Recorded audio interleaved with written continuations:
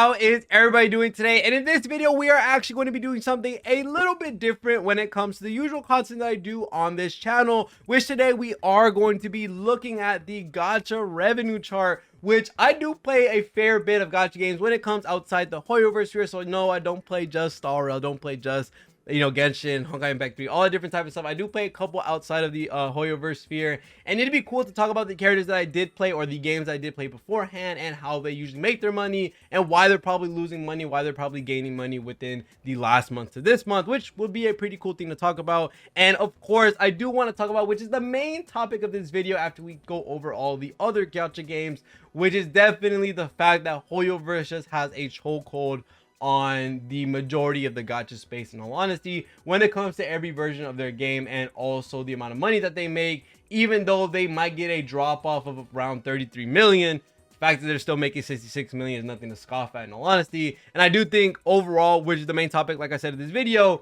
it's just why eventually, if no one comes to contest Hoyoverse, which Wuthering Waves of course is coming up very, very soon at the end of the month, so it's going to be very exciting to see the numbers we're going to be looking at the next time we see this chart, which is going to be, actually, no, we're not, because now that I think about it, Wuthering Waves isn't coming out to the end of May, so we'll have to wait till June or July, really at the beginning of July, where we're going to get to see the actual numbers for Wuthering Waves, unless for some reason day one, day two, they drop crazy amount of numbers when it comes to the money that they're going to be getting, which is very possible that we get to see them a little bit higher in the list as soon as it drops, because it is a very anticipated game. But if no one else contests Hoyoverse at the current moment, then they're going to absolutely steal all these slots eventually, and I definitely want to talk about that. But let's go ahead and talk about this when it comes to the gacha games in the lower half, and also the games that I used to play. And also, really quickly, if you're going to be enjoying this style of content, let me know in the comments below. Not only like leave a comment, like, sub, all the different type of stuff, but also if I talk about a game and you play it yourself, I would love to know if you could let me know on what's happening,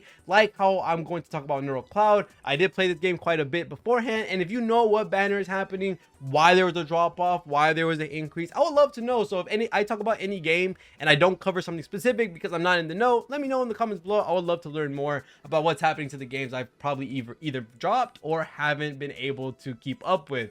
But let's go ahead and start talking about these gacha games. But let's go ahead and see that we do have two games that I think it is under $10,000, which is why they have this dead symbol, or either that or they're out of service, which honestly, that sucks for people that spend on the game. I couldn't imagine having a game that gets closed on me, which I just remembered I have went through that with Naruto Blazing. If you remember that game was absolutely amazing until the end half when they introduced PvP, and it ruined quite literally everything. So that really sucked when that happened. I did spend quite a bit on that game, but oh well, that's just going to have to be how it is. And then going into the next game that I know of, Neural Cloud, definitely a game that doesn't generate as crazy as much revenue when it comes to what they really do with the economy of the currency, which is usually, you can kind of guarantee almost every character at that point in Neural Cloud. If you grinded everything, you were able to beat everything at the current moment, you get a fat ton of currency, and that currency allows you to just straight up get every character. Now, the way they make their money for the most part is that they really incentivize on grabbing costumes, not only to, of course, make them look better. Some have a crazy background that you can put in the main menu, or possibly even some really cool animations that the enemies have or the allies have, which is a really big portion of Neural Cloud, I feel like, and a lot of the limited tickets and a lot of limited summon currency, so that you're able to dupe them out really quickly. Because as you may know, in Neural Cloud, they really don't force you to get dupes in that game, because you can actually grind for dupes, or if you play Honkai Impact 3, you can grind fragments, which allow them to be duped out for free through a daily mission that you can do, and you can do this for every 5-star. It does take quite a bit, but the fact that you can basically dupe out fully a character by grinding is honestly a very cool thing to see in this gacha game. A really cool game. This is more of a chibi style game where you end up placing them down on a tile, and then they have to stop enemies from doing stuff. They move towards enemies to attack them, all the different type of stuff. Really strategy based game. And something that you also need to make note of as well is that usually when the game is in the JP version of it, there either is two options. Either one is going to have severely high revenue because they may be further into the game, maybe a year out, maybe a couple months out. And a lot of people really like to have the content right then and there when it comes out. They don't really want to wait 3 to 5 months after it's come out on JP for it to come out on global. So there may be a higher in the chart, or is going to have severely less revenue because it does only encompass the JP server, and everybody else is in the global server and the CN server, and those put in more money than JP usually. But there are some freak cases, of course, that we're probably going to talk about later. Going into the other Neural Cloud server, which is global, they did drop down to 60,000, over a half decrease in revenue. I'm pretty sure they just came up off a pretty interesting banner, and then now they're probably just throwing out reruns, which does happen from time to time in Neural Cloud. So that's very interesting to see. Bang Dream, honestly, I wonder what they released for them to get the 40,000 increase. In my honest opinion, I do have some friends that end up playing this game, and the designs for their characters are pretty cool, but I personally couldn't get into the game. Neural Cloud, of course, on the CN side, making more money, but of course, another drop off. So I am assuming that it's just costumes and probably not a very crazy banner coming out or a rerun that they have on the game at the current moment. But other than that, I don't really have much information on Neural Cloud. I know how they work when it comes to the money and what they kind of prioritize in the game. I don't know the banners or anything like that. I think there's a rerun for a character that a lot of people like. I think it was like Clotho or something. I could be wrong. But that's something I saw on Twitter as I was scrolling by. So that's all I can really say. Other than that, we go into Punishing Gray Raven, and I know later in the list, I think I saw it, and yes, there it is right there, a $900,000 March into a $300,000 April, which I think I might be wrong. Anyone who plays Punishing Gray Raven can correct me, but I think this encompassed the Lucia rerun, or the rerun with Crimson Weave that had everyone and their mom trying to try out PGR, because that was such a cool character. I even tried it out to be able to play her. She is really cool in the combat.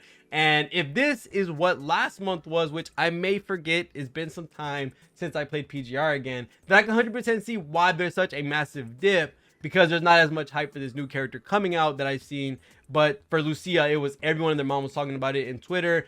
Everyone was like, go play the game right now. You can pretty much guarantee the character if you play it. But that probably led into a lot of players just straight up just buying Lucia or trying her out when they basically summoned for her with the pay to play currency. Which, dude, when I tell y'all PGR is expensive, I think it's expensive. I'm not gonna lie, looking at PGR and the rates that it costs for currency to change from real life money to the actual currency, those packs are expensive. But the cool thing is, if I'm not wrong, the actual character banner is guaranteed, because they have two different banners. Either one has higher rates but you're not guaranteed the 5-star, and the other one is lower rates but you're guaranteed the 5-star at pity. So there's a lot of really cool nuances that they have for gacha addicts, and I really think that's funny to have. But I definitely went for lower rates but guaranteed pity, because I would rather not lose the 50-50 or whatever it was, I forgot what the actual rates were, and not getting the character than to just go max pity but guarantee it. I prefer that much more, in my honest opinion. Tower of Fantasy going from 700,000 to 300,000. This is 100%, if I'm not wrong, due to the fact that they did have an Evangelion collab, which basically gave them a fat ton of extra money. Just because, you know, everybody, when it's up to collab units, you probably don't know if you're going to see them again, which is a pretty big FOMO indicator that stops you from wanting to skip the character, skip the weapon, or possibly even just full out dupe them out, just because you never know if they're going to come back. And you really don't want to see your characters have like missing dupes, and you just never know when you're going to be able to get that. Now, I know not everybody wants to run into that problem. Not everybody thinks like, oh, if I don't have every dupe, it's going to be the end of the world. But for some people, that FOMO is kind of crazy, that you'll never be able to dupe them out. Maybe you forgot, or maybe you, I don't know, you see a dupe is really crazy in the value that it probably gives to the character, and you're like, oh, I would love to get it on my next rerun. Little did you know they're never coming back. So that gives a lot of FOMO to a lot of different players. So that's very interesting to see that they had this massive drop off because of that. If I'm not wrong, this was from the Evangelion collab that they have the 700k from. But going into the next, if I'm not wrong, the next game that I know of, Snowbreak actually getting a 200k increase, which is honestly very interesting in the global version. I heard there were some updates that actually made the game better. And when the game first came out, I did like the direction they were going. It was a gacha shooter, which was actually really fun. But in all honesty, the content that they were providing in the game didn't really keep me in there for a good minute. I found another game to play just because I felt like it didn't have anything to time me in or to integrate me into the, I guess you say, routine of the game. It was just a lot of the same stuff every single day, and I just really didn't want to keep playing that, because it does take some time to play it, because you have to be super interactive with it. You're making sure you're aiming right, you're shooting right, you're dodging. It was really nice, but I don't know. Maybe I might go back into Snowbreak because it does look like they're doing a little bit better, or maybe it's just the skins I've been seeing on Twitter that have been a little bit too wild or a little bit spicy, in my honest opinion, which maybe that's why the revenue is so much higher, because I have seen some screenshots and I definitely have seen some videos on Twitter of what they got happening in Snowbreak at the current moment. But we'll have to see and wait. Honkai Impact 3, I 100% see why this dropped off so much, because in my honest opinion, when part 2 came out, a lot of people spent a good minute or a good amount of time basically summoning for Senadina and getting the first character of part 2. Now that we were in the later half of that patch and we were at the tail end of Senadina into the beginning of the Lima, if I'm not wrong, that's how you say the name. I know a lot of people basically dropped the game or stopped playing the game after part 2 because, in all honesty, I think Honkai Impact 3, when they came into grabbing part 2 and people were really excited to try out the game, a lot of people figured out that it's really just Honkai Impact 3, but with a new coat of paint on it. Not really a brand new game that a lot of people are anticipating for and hoping for when it comes to the brand new story, the brand new mechanics, all the different type of stuff. It kind of wasn't anything in regards to a massive change, which made a lot of people leave the game. And I'm pretty sure we're probably going to see more similar revenue when it comes to around the 500k-ish up until the, if I can find Honkai Impact 3 anywhere up here, for the global or CN version. I have not 100% sure where it could be at. I don't think it's all the way up here. It's definitely all the way over here. Oh, it's up here. Okay, CN 1.9. They did keep around this similar amount of revenue, which I think the Honkai Impact 3 player base in CN is much more dedicated, with them wanting to, you know, triple S, double S, get all these dupes for the characters. And the fact that they added refinements to the weapon banner honestly makes it even more incentivizing to spend more. They did also change the banner when it comes to the weapon banner in the stigmata system, where you end up getting the stigmata and the weapons guaranteed. Every multi you get a brand new stigmata, and this allowed you to spend less. So I wonder if that actually made a big change to how much revenue they're getting, and I wonder what their, I guess you could say, plan is for the future, because if they're getting consistent numbers like this, well, I don't expect them to stop the game, because Honkai Impact 3 is probably Hoyoverse's probably one of their favorite games, because that's quite literally their childhood. It was one of their first gacha games that took off with that was a massive success. So I'm pretty sure Honkai Impact 3 is still fine where they're at. We're not gonna see them go anywhere, but I do wonder what they're gonna do to be able to get that money back when it comes to the big dip that they had going into April, which is the later half of the last patch for Senadina. And with the new character coming out, I wonder how that's going to affect the next month when it comes to revenue. Going into the next one, same thing with what I said for Tower Fantasy beforehand, is that, you know, the Ava collab probably gave them that big bump of money, but now they're going back to normal amounts of revenue. Going into the next game that I know something about is going to be, of course, Bang Dream, having a much higher player base or much higher revenue last time around with that big dip. And we saw Bang Dream near the bottom of the list when it came to, where is it at? I want to see how far down it is in difference, which is all the way down here for global. And this is what I was talking about previously, that when JP has a game, specifically maybe something like Bang Dream, there are other cases, either you're going to have a massive amount of extra revenue because the content you have is further than the global server, and that makes people not want to wait. They don't want to wait 10 years to be able to get the character that they want that's in JP already but not in global. A lot of the whales are just going to go straight to JP to be able to get the content right then and there. Same thing with content creators. They do the same thing. They don't really want to play on a server that's 5 months behind, because at that point the character you're just now getting is already old news by the time they get to JP, where they're probably 5 units ahead of you. So there are some free cases where usually JP either has an astronomically low revenue or astronomically high revenue, depending on if they're together or if the versions are desynced from each other. So that's honestly really cool to see how much of a difference it is when you have a game that's possibly unsynced. I'm not 100% sure for Bang Dream. I just know for some games that's the case. And then going into the next one is going to be, that I know of, Dragon Ball Legends of the JP version. Now I know Dragon Ball Legends is unified, and I have zero idea why they lost $1 million. I don't keep up 1000% when it comes to the banners that are on that current game. I used to play it a long time ago, and look at CN getting a massive boost this time around instead of JP and global. I wonder what they increased or changed that the CN version is so much higher this time around than everybody else. That's actually really cool to see. And then going into the next one that we know of, or that I can actually talk about, that I know what I'm talking about, is, I didn't play Pokemon Masters, the CN version for Honkai Impact Third, Punishing Grey Raven, and Aether Gazer all got either similar revenue like Honkai Impact Third. I see that their love for Part 2 is still around the same amount of hype with Senadina coming out and now the new character coming into it. Now we're seeing the same revenue. I think the CM player base for Honkai Impact Third is much more dedicated than the global and the JP version of the game. And then Punishing Grey Raven around the similar amount of money, actually a little bit more, which is actually really cool to see. Aether Gazer, I have a friend that plays this, and the fact that it doubled around the amount of money that they had, or more than doubled, is actually crazy. Either they're in their anniversary or they're in a super hype character that just came out, which that is really cool. Snowbreak on CN making $2.2 million over 800K. Holy crap, what came out for them to get a net positive revenue? Because if we see Snowbreak all the way down here, we see that they made some good money. Where does Snowbreak? Holy crap. I don't even know where the other version is, in all honesty. But the fact that they are so high up there with a massive revenue difference, either they really changed the game. There you go. Only a 200K increase for the global version. But for CN, you see that, wow, they get a nasty, and I mean a nasty extra 2.2 mil over their 800,000 they had the previous month. Either they fixed the game entirely or they had some absolutely nasty character come out that put them that high. Jujutsu Kaisen Phantom Parade. Honestly, I wonder why this is not global. I feel like a Jujutsu Kaisen game in global or in the States would make a really cool game, in all honesty, to be able to play with. I would 100% the game just because Jujutsu Kaisen is just a good series, and I really like that series personally. So they should bring that back eventually.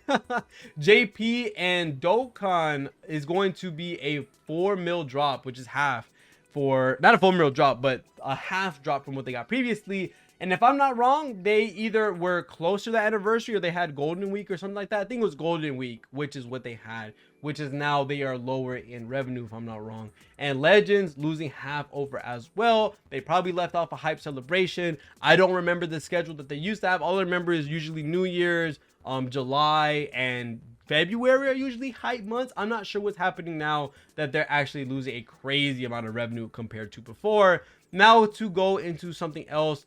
Dokkan battle on global, I think it's Golden Week. I might be wrong. It's just been so freaking long since I played Dokkan, so I have zero idea how the revenue is at the current moment. But the fact that Dragon Ball is still kicking 100%, it's a really good IP. Dragon Ball is just gonna be Dragon Ball. They're gonna do some really good stuff with the money that they make. I can't wait for Sparking Zero. That's going to be super fun. But going on to Nikkei, they're currently in their 1.5 anniversary. I don't know if it's stemmed all the way across from March, but I do know that, what was it? If I'm not wrong, there was a rerun for a character. I played Nikkei last month, but I cannot for my... Oh, it was the ReZero collab. The ReZero collab actually gave them a fat ton of money, if I'm not wrong. So this is why this probably went up 4 mil. Honestly, super interesting. They had the ReZero collab. I got Rem. I got, what's it? Amelia. And that was really cool that they had a collab with them. Really odd collab because, you know, usually they would have a little bit more risky type of designs, and they kept it really conservative with that IP, which I 100% understand why for the most part. And going into the meat of this, which is Genshin and Star Rail with another Genshin, with, what's it called? Genshin getting 24 out of the 37 that they got last month. Arlecchino, of course, coming out is going to be an insane amount of money. Same thing with Star Rail. This is encompassing the end of Acheron into the beginning of Aventurine. So Aventurine, honestly, for a sustain, not a lot of people really wanted Aventurine. If you already had your 2 limited sustains, there's really no reason to go as hard into the banner. Aventurine was a really cool character in the story, but for the most part, I think the hype for Acheron with the almost 100 million and the 48 million as well in the global player base, we could see that Acheron, of course, was the big hype. She was one of the most anticipated characters once she was announced, and by far one of the most popular characters, being one of the most broken characters as well. So you can see 100% why these games are making as much as they did. But with the fact that Aventurine, a sustain that not everybody needed, also a character that was good in the story, overall a really okay skip for a lot of players. The fact that it still made 66 million. The fact that 43 million comes from Star Rail on the global version. I cannot wait to see the numbers that Robin is going to have and also for the numbers Firefly is going to have, because as we know with Harmony, a lot of people love the Harmony path. One of the best and most investment heavy characters that you could pull for when it comes to your account is a Harmony character, especially a premium one. So the fact that we're about to get Robin, the fact that Firefly, who is the #1 Twitter like post for Star Rail, is going to be right there with them, I wonder how the revenue is going to change. I think for Firefly, we might hit 100 million. It's very possible. I think it's very possible with what they're able to do with Star Rail for Firefly, because the hype for Firefly looks absolutely insane. And for Robin, I wonder how high it's going to be. Maybe it might be around the 80-ish mil when it comes to the release of Robin. We'll have to wait and see on how CN goes and also global. But for Genshin, we see that for the global version and also the CN version, Arlecchino's release absolutely devastated the charts, putting Genshin on top of Star Rail, which is so crazy to see how Genshin and Star Rail are able to fight with each other, even though they're from the same company. Hoyoverse is absolutely eating, and it's really cool to see this. Now, of course, with Wuthering Waves coming out very, very soon, I wonder if we're going to have a new gacha game hit the top of this list or get really close to it. Now, we won't get absolutely astronomical numbers, I think, in the May version of this, because realistically, the game comes out at the later half of May. We're only going to get a couple days into that to be able to get the revenue from it. So it's honestly going to be very surprising to see what we get from those first few days, which of course is usually when a lot of players spend, because they're getting into the game, they want to get a head start, they want to get the brand new character, the first ever character. So we're going to see some numbers for sure for May, but I don't think we're going to get a really accurate number until we get into the beginning of July, where we get the June chart, and that's where Wuthering Waves will have a full month. So it's going to be interesting. I do think Genshin and Star Rail have been doing absolutely amazing, of course, making the money they're making, and they've been having really good releases. A lot of the Fontaine characters have been very, very strong. Honkai Star Rail honestly has been doing banger after banger, with every unit either being pivotal to the meta or just overall such a crazy design for most people to look into. And we also have to talk about how Zenless Zone Zero is looking really nice as right now. I have been making videos on it from time to time with my review, with talking about the end game, all the different types of stuff. Make sure to go check that out if you haven't already, if you're interested in the game. But I have definitely talked about Zenless, and Zenless is 1000% going to be a really good gacha. I think with it being as, I guess you say, similar to Star Rail and Genshin's pity system and the summoning system overall, I think we're going to see very similar numbers in all honesty. And the way Zenless, I think, is going to change a lot, which looking at something like Genshin Impact, where they're able to pull their numbers, the value or beauty of Genshin's characters is that not everyone is in the same boat or the same niche. Whether you are a fire element character or a pyro element character, you could be a bow, polearm, any other of these type of DPS, and this changes the gameplay style for your character or how you play the game with each character that you get. You know, only 2 characters as I know so far, like Arlecchino and Hu Tao, are kind of similar in the way they play, but when you talk about something like Zhao with him plunging, or you have someone like Wanderer where he's doing infused animal attacks, everybody has their own way to play, and each character release is a different way to play the game or a different way to change the style of the team that you're in, create new teams, be able to do more things. So there's a lot of really cool stuff, and I think with Zenless specifically, we're going to get just that. I think with every character in Zenless so far, there has been a unique fighting style tied to them, and with even more characters coming out in the future for Zenless, as you see the chain attacks, as you see the team attacks, all the different type of stuff, we're going to see some really nice combos. We're going to see some really crazy synergies when it comes to the moves interacting with each other. And of course, with the team supers that we have in Zenless as well, with Coleta, with Ben, is going to incentivize a lot of different players to be able to grab 5 stars that pair with their favorite characters, which is going to make some really cool animations, make it so that it's smooth together in the team. I cannot wait to see what Zenless is going to put out when they come out all the way in July. And same thing that goes for Wuthering, our first big competitor to Genshin's throne that I know a lot of people are very excited for. I will be covering it as well. There will be more news on that. It might not be on this channel. I'll let y'all know in a quick second or in the future. But other than that, thank you guys so much for watching all the way to the end of the video. This is very exciting, very cool to talk about when it comes to my previous knowledge of some of these gacha games, whether I know what's happening in them 100%, but I do know how they offer their economy system or how their currency system goes. But other than that, honestly, Hoyoverse is killing it. We're seeing some crazy things, especially with that Honkai Star Rail concept that we just got. Now you can kind of see where they get their money from. But other than that, thank you guys so much for watching all the video. Let me know what you think about this style video. Let me know if you want to see this for the next month, anything like that. But other than that, thank you guys so much for watching. See you on the next one. Peace.